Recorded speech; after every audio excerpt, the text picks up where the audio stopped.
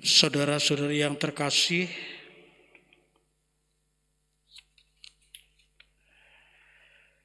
sikap dan pertanyaan orang Saduki yang sesat karena mereka tidak percaya akan kebangkitan.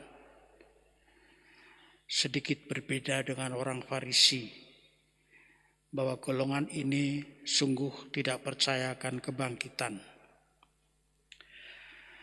Satu sisi seperti itu, tidak percaya kebangkitan, tetapi di sisi lain kita pun juga pernah mengalami sebagai orang Katolik itu tersesat pada suatu nggak tahu namanya pendapat, nggak tahu opini, atau nggak tahu orang hanya ikut-ikutan. Anda percaya kalau ada yang mengatakan nanti kalau kita mati akan dijemput dengan berapa itu 120 bidadari?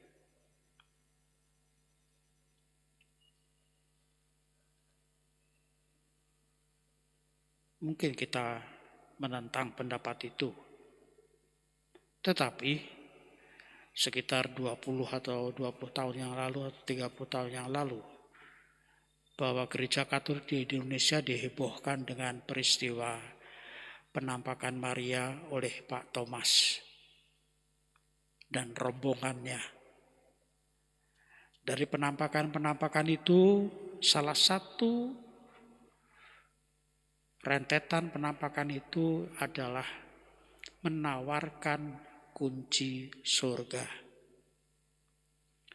Bahwa setiap orang yang percaya dan mereka banyak yang tertipu, yaitu bahwa surga itu bisa di-booking.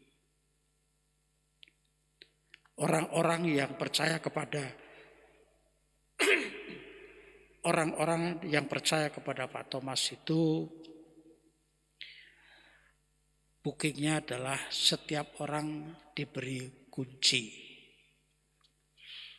Kuncinya bentuknya rada gede, pokoknya tidak seperti kunci biasa. Kata si Pak Thomas dan rombongannya ini adalah kunci surga, kapling di surga nanti. Untuk mendapatkan kunci itu, mereka harus membayar. Nah, apa yang terjadi adalah setelah semuanya terjadi, Pak Thomas sudah ditangkap polisi dan wafat. Mereka yang mendapatkan kunci itu mau kemana kuncinya? Surganya ada di mana? Jadi bingung. Baru mereka merasa bahwa itu adalah penipuan. Orang terhanyut pada suatu kepercayaan bahwa saya nanti akan masuk surga. Surganya sudah dijanjikan karena Pak Thomas mengatakan itu. Karena Pak Thomas berkali-kali bisa menghadirkan Maria menampakkan di mana-mana. Dari tempat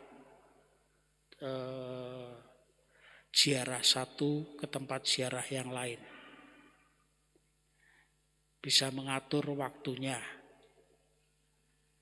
Tapi tidak pernah penampakan itu pada siang hari. Semuanya malam hari. Dan orang yang percaya atau umat Katolik yang percaya itu tadi, surganya adalah menjadi orang yang bisa dibohongi. Itu hebatnya berbondong-bondong umat Katolik datang ke tempat di mana diumumkan bahwa Maria akan menampakkan diri di gua Maria ini, itu, dan seterusnya. Dari mana-mana, dari Jakarta, Bandung, Surabaya datang kepada Pak Thomas ini untuk melihat penampakan itu, dan orang-orang terutama yang mendapatkan kunci kaplingan surga ini tidak ketinggalan.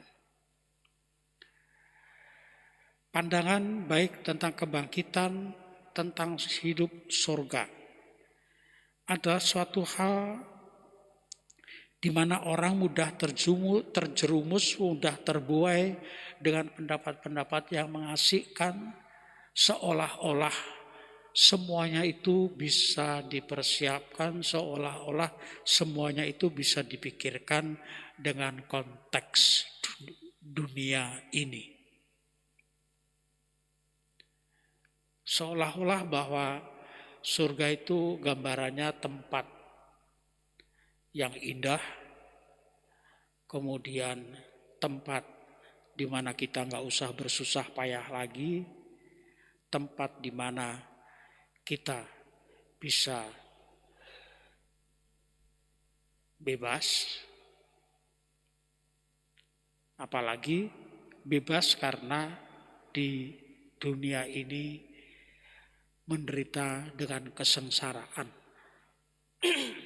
Terlalu banyak penderitaan yang ada dialami oleh di dunia ini. Maka gambaran surga itu semuanya yang menyenangkan, semuanya yang mengenakkan.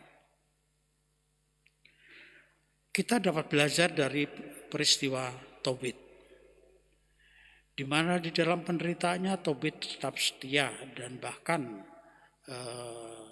istrinya Sarah merasa bahwa dengan apa yang dialaminya mendapatkan suatu bahwa Allah sungguh dekat. Allah adalah tetap sebagai Allah yang hidup. Sebagaimana dijelaskan oleh Yesus bahwa Allah adalah Allah orang hidup, bukan Allah orang mati. Maka pertanyaan orang Saduki tentang perkawinan, di mana Yesus mengatakan bahwa di surga itu tidak ada kawin dan dikawinkan. Artinya tidak ada lagi pemikiran duniawi. Yang ada adalah bagaimana manusia dalam relasi kasih dengan Allah.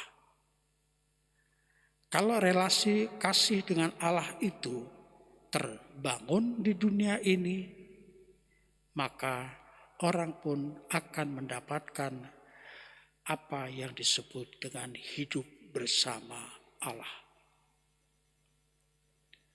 Relasi kasih itu hanya dapat dijalin, hanya dapat dipersiapkan di dunia ini. Selama kita masih secara fisik, kita bisa berrelasi dengan sesama kita dengan baik, menjalankan cinta kasih sebagaimana Allah juga mencintai kita, maka relasi kasih inilah yang dibawa oleh Yesus kepada kita agar kita mengalami kasih Allah itu juga sesudah hidup ini. Maka kebangkitan antara lain dapat diartikan bagaimana kita hidup di dalam relasi kasih dengan Allah. Bukan lagi memikirkan kita dengan manusia, sesama manusia. Nanti apalagi nanti yang mati nanti butuh sesajen, pakaian yang bagus dan seterusnya. Apakah orang mati pakai sarung atau pakai dipocong, sama saja. Semuanya hancur, yang tinggal adalah bagaimana relasi manusia itu dengan Allahnya. Maka ajakan ini juga kepada kita di dalam bacaan ini, bahwa Kristus adalah kebangkitan. Karena Kristus sendiri menjalin hubungan yang dekat dengan Allah. Maka segala sesuatu yang dilakukannya hanya semata-mata untuk menghadirkan kasih Allah agar manusia yang mengenal Kristus mampu untuk menjalankannya, supaya manusia juga dapat diterima dalam relasi kasih dengan Allah ini. Semoga kita pun mampu untuk menghayati iman kita di dalam kasih Kristus ini.